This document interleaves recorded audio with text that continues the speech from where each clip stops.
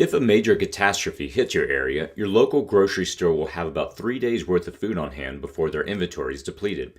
Would you have enough food in your home to make sure you and your family could eat if help doesn't arrive right away?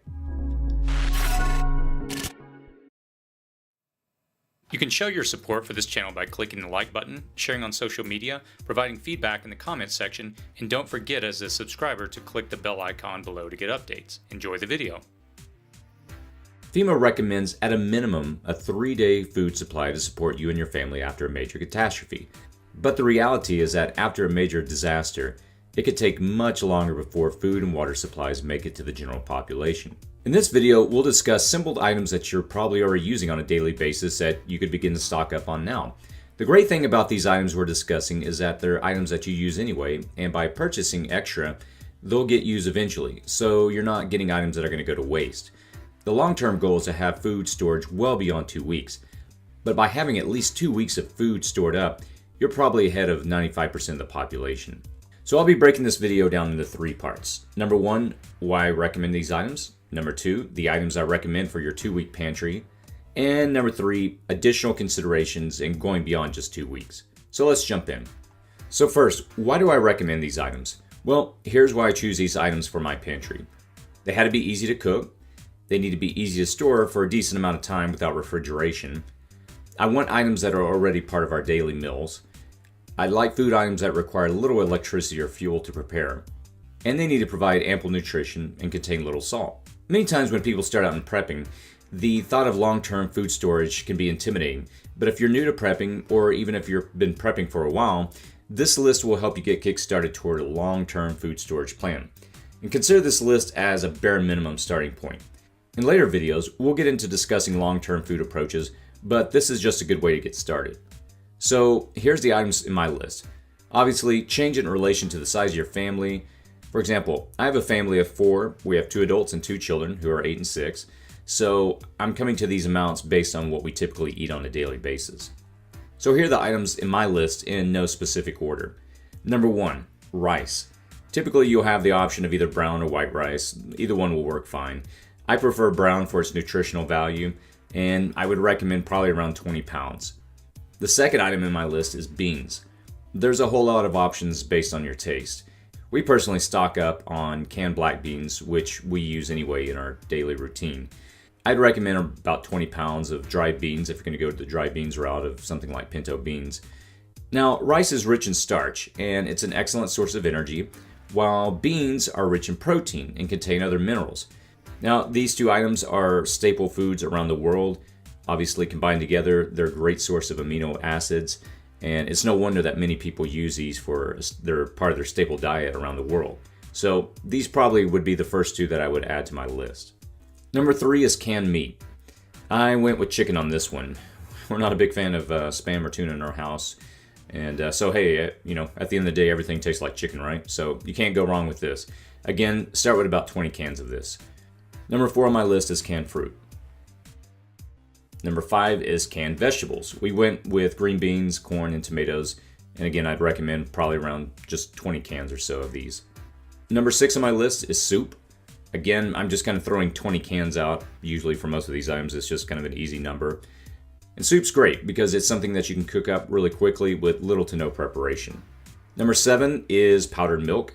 Milk can serve a lot of purposes. Mix it in with your oatmeal or add it to your coffee. It's nutritious and it's just a great comfort food all around. Number 8 is cereal. Combine this with powdered milk and again, you've got an easy breakfast. Number 9 is oatmeal. You can throw in some fruits, peanut butter, or powdered milk and you've got a solid breakfast. About 5 pounds of this should work. Number 10 is peanut butter. You can get a couple of large jars and you'll be set. Peanut butter is a really popular option in the prepper community as it's got, high protein and it's packed with calories, and it's something that will help you kind of keep hunger at bay after you eat it. Number 11 is pancake mix. I keep about 10 pounds of this in storage. You can toss some jam or syrup on this and you've got a great meal. Number 12, honey, jam, or syrup. These are all great sweeteners for various food items we mentioned on this list. I keep a couple of jars of jams in storage along with about 10 pounds of honey. and a couple of different syrup options. So just great kind of comfort food, so to speak. When things get bad, it's not a bad idea to have something around that's sweet. It's just kind of a psychological boost. Number 13, pasta. This is again something I keep around 20 pounds of in my storage. Again, there's a lot of different options. We always go with whole grain.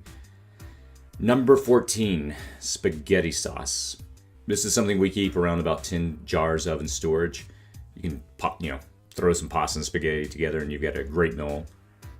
Number 15 is salt. In addition to using it to enhance the flavor of your food, this is a necessary mineral that your body needs to operate. So can't have enough of that. And obviously it's cheap. Number 16, oil. We keep olive oil and a few other options in our storage. Oil serves many purposes in cooking, and the great thing about it is that it helps us satiate hunger.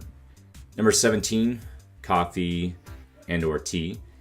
I know for me personally, if anything were to happen and I didn't have my coffee, I'd probably be in a world of hurt.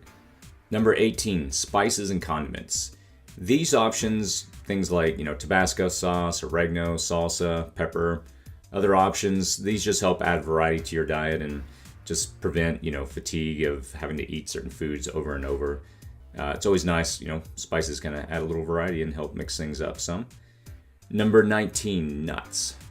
And this is an easy comfort food you can quickly grab. Again, source of protein, source of fat. Number 20, packaged meals, something like a macaroni and cheese. We added these to our inventory for our kids. Again, just some easy comfort foods we know they'll like, easy to cook and prepare. And here's an additional bonus item for your food storage: having a garden.